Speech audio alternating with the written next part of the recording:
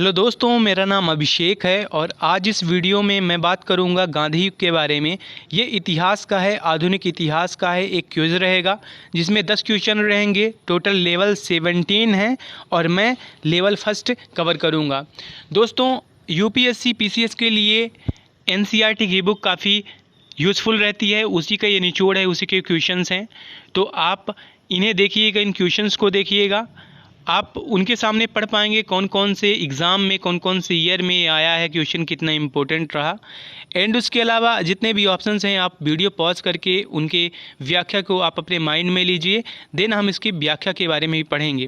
तो चलिए बिना टाइम वेस्ट किए स्टार्ट करते हैं। तो पहला क्वेश्चन है कि महात्मा गांधी ने सत्याग्रह क्रियाविधि सबसे पहले कहाँ प्रयुक्त किया। अब दोस्तों, ये आप अफ्रीका पे अगर जाएंगे तो अफ्रीका में तो किया ही, लेकिन अगर आप इंडिया पे आते हैं तो ये चंपारण में किया था। अब दोस्तों, गांधी ने दक्षिण अफ्रीका में सत्याग्रह और अहिंसा के अपने आजमाए हुए अस्त्र का भारत में पहला प्रयोग चंपारण की धरती पर ही किया। यहीं उन्होंने यह भी तय किया कि वे आगे से केवल एक ही कपड़े पर गुजर बसर करेंगे। इसी आंदोलन के बाद उन्हें महात्मा की उपाधि से विभूषित किया गया। तो इससे पहले 1718 से पहले महात्मा गांधी सूट बूट में रहा करते थे। इस आंदोलन के बाद से उन्होंने एक महात्मा का रूप, वेश धारण करना उचित समझा।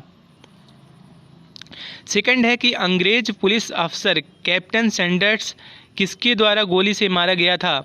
तो यहाँ पे दोस्तों, ये जितने भी ऑप्शंस हैं तो यहाँ पे भगत सिंह इसका सही आंसर होगा। अगर आप इस पे डिटेल पे जाएंगे तो भगत सिंह पर कई किताब लिखने वाले जेएनयू के पूर्व प्रोफेसर चमन लाल ने बताया है कि सैंडर्स पर सबसे पहले गोली राजगुरु ने चलाई थी। उसके बाद भगत सिंह ने सैंडर्स पर गोली चलाई और सैंडर्स की हत्या के बाद दोनों लाहौर निकल गए थे। तो इसका सही आंसर जो एनसीईआरटी एक्सेप्ट करता है वो है भगत सिंह। थर्ड क्वेश्चन है कि जय हिंद का नारा किसने दिया था। तो ये तो सुभाष चंद्र बोस ने दिया था, काफ़ी इजी है।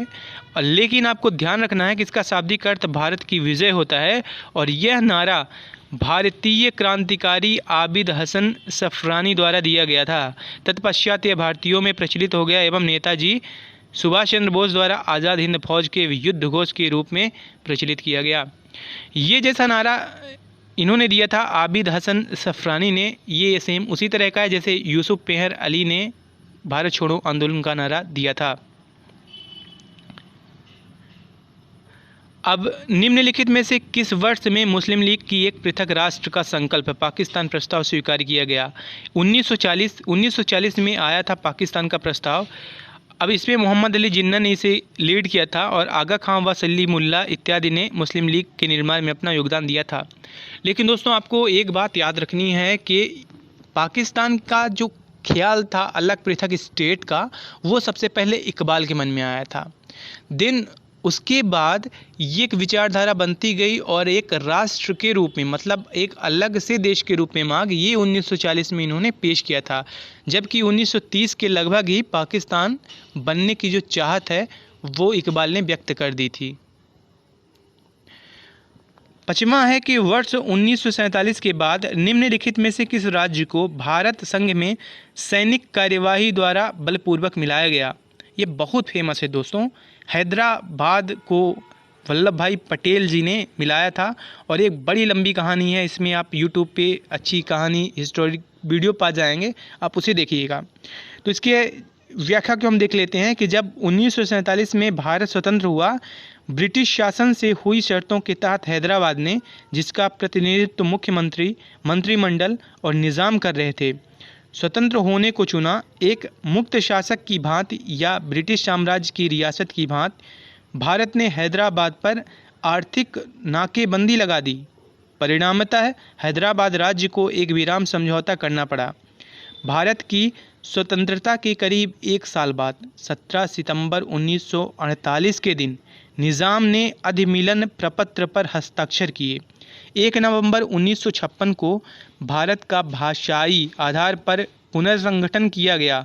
हैदराबाद स्टेट के प्रदेश नए बने, जो आंध्र प्रदेश, मुंबई, बाद में महाराष्ट्र और कर्नाटक राज्यों में तेलुगु भाषी लोगों के अनुसार बांट दिए गए। इस तरह हैदराबाद नए बने राज्य आंध्र प्रदेश की राजधानी बना। दोस्तों यहाँ पे जो व्याख्या है आप इन पे भी ध्यान दीजिएगा। यहाँ पे जैसे कि 1 नवंबर 1956 को भाषाई आधार पे गठन किया गया था राज्यों का, तो उसी आधार पे एमपी का भी गठन हुआ था, मध्य प्रदेश का भी गठन हुआ था। तो आपको ये बात ध्यान रखना है। अगला है, किसने कहा था तुम मुझे खून दो मैं तुम्हें आज़ादी दूंगा? सुभाष चंद्र बोस। लेकिन ये किस कॉन्टेक्स्ट में कहा था, इसे देखिए कि पूर्वी एशिया, यहाँ पे आपका ये जो नॉर्थ ईस्ट इंडिया जाता है वो भी आप मान सकते हैं, में नेताजी ने अनेक भाषण देकर वहाँ के अस्थायी भारतीय लोगों से आज़ाद हिंद फौज में भर्ती होने और उसे आर्थिक मदद देने का आह्वान किया। उन्होंने अपने आह्वान में यह संदेश भी दिया कि तुम मुझे खून दो मैं तुम्हें आज़ादी दूंगा। 7वां है दोस्तों, देशबंधु की उपाधि संबंधित है। चित्तरंजन दास इनको बोला जाता है, CR दास को देशबंधु बोला जाता है। और ये थे कौन के सुप्रसिद्ध भारतीय नेता, राजनीतिज्ञ, वकील, कवि, पत्रकार तथा भारतीय स्वतंत्रता आंदोलन के प्रमुख नेता थे। उन्होंने कई बड़े स्वतंत्रता सेनानियों के मुकदमे भी लड़े। 8 नंबर है, कांग्रेस का 1929 का अधिवेशन जिसमें पूर्ण स्वराज्य का लक्ष्य घोषित किया गया था, कहाँ पर हुआ था? ये हुआ था दोस्तों लाहौर में। व्याख्या पढ़ने से पहले हम आपको बताना चाहेंगे कि ये वही अधिवेशन था जिसे जवाहरलाल नेहरू जी ने लीड किया था। और बाद में महात्मा गांधी, जब सरदार वल्लभ भाई पटेल से कोई अनबन होती थी जवाहर जी की, तो महात्मा गांधी उनका मीडिएटर का काम करते थे। तो गांधी जी जवाहरलाल नेहरू को याद दिलाया करते थे कि आप कितने खुश हुआ करते थे उस टाइम 1929 लाहौर में जब आपने पूर्ण स्वराज मनाया था।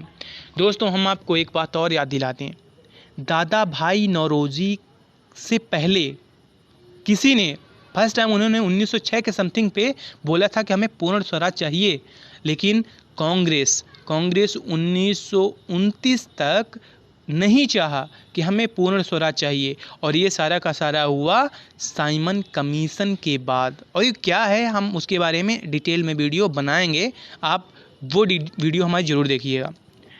दोस्तों इसके अलावा एक और इम्पोर्टेंट बात कि जो अभी आप कांग्रेस का प्रेजेंट रूप देखते हैं ये वो वाली कांग्रेस नहीं है। कांग्रेस में कई सारे विभाजन हुए। 1980 के समथिंग पे जब इंदिरा गांधी जी हार गई थी, उसके बाद इंदिरा गांधी जी ने एक नया कांग्रेस को डिफाइन किया और उसका हाथ का जो निशान है, पंजा के निशान, वो चुनाव चिन्ह रखा था।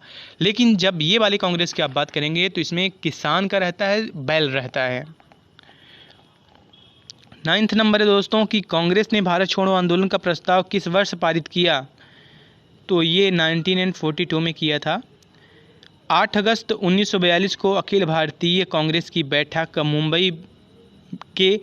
बम्बई इसका पुराना नाम है, ग्वालियर टैंक के मैदान में हुई और भारत छोड़ो आंदोलन के प्रस्ताव को मंजूरी मिली।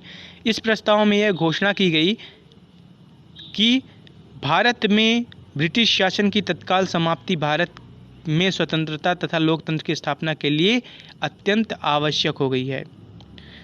लास्ट क्वेश्चन है इस वीडियो का कि सुभाष चंद्र बोस ने सिंगापुर में दिल्ली चलो का नारा दिया, ये कब दिया? 1943 में दिया था, 1943 में दिया था। तो नेताजी ने 5 जुलाई 1943 को सिंगापुर के टाउन हॉल के सामने सुप्रीम कमांडर के रूप में सेना को संबोधित करते हुए दिल्ली चलो का नारा दिया और जापानी सेना के साथ मिलकर ब्रिटिश व कॉमनवेल्थ सेना से बर्मा सहित इम्फाल और कोहिमा में एक साथ जमकर मोर्चा लिया। तो दोस्तों आज ये वीडियो ही समाप्त होती है, लेकिन एक और बोनस पॉइंट हमको बता दें कि जब पूरी दुनिया हम इन द सेंस बोल रहे हैं कि एक तरफ ब्रिटिश, क्योंकि ब्रिटिश की सारी दुनिया थी, दूसरी तरफ जापान, जर्मनी, ये कंट्रीज़ थी। तो सुभाष चंद्र बोस की आज़ाद हिंद फौज ने, सुभाष चंद्र बोस ने जापान के साथ मिलके, जर्मनी के साथ मिलके हिटलर का साथ देके ब्रिटिशर्स को कमज़ोर कराया और भारत के इतनी जल्दी आज़ादी पाने के पीछे सुभाष चंद्र बोस जी का बहुत बड़ा हाथ है।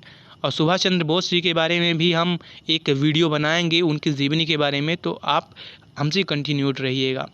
तो थैंक्स लॉट गाइस।